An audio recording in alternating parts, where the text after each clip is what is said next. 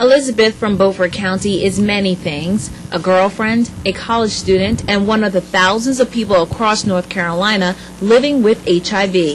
The 48-year-old, who asked not to have her last name used in this report, was told over the phone in 1997 she had the virus that causes AIDS.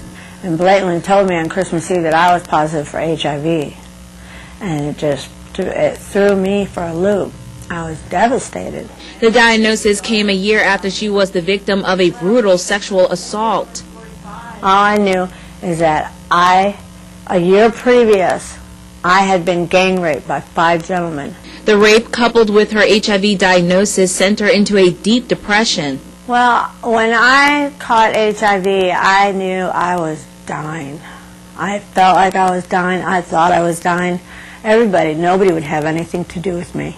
Elizabeth is living proof of an alarming trend. More and more cases of HIV and AIDS are being reported in small towns and communities.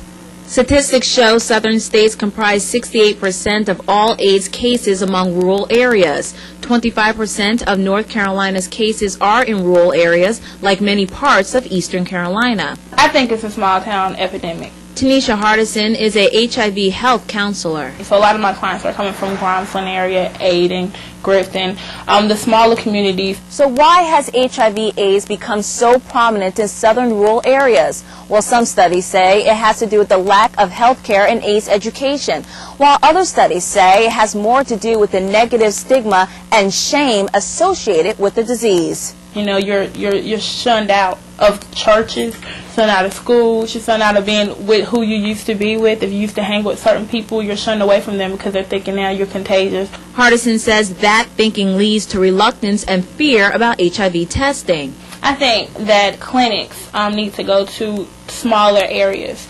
Transportation needs to be provided to the rural areas so they can get to the doctor.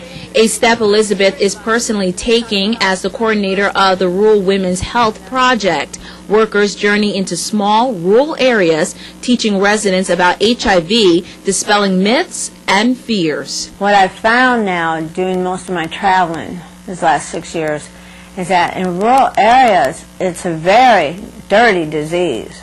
A disease Elizabeth is determined to beat. This is my thyroid medicine. These are my HIV meds right here, these 2 pills.